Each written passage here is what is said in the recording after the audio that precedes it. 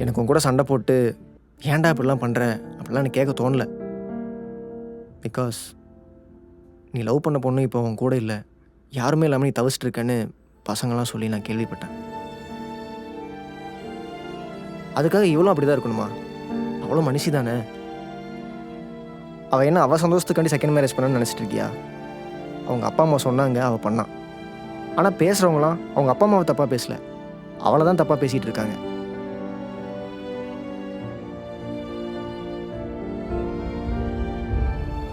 ஒருத்தங்க நம்மளால கஷ்டப்படுறாங்கன்னு தெரிஞ்சும் திரும்ப திரும்ப அவங்களை கஷ்டப்படுத்துறதுலாம் ரொம்ப தப்புடா சத்யா.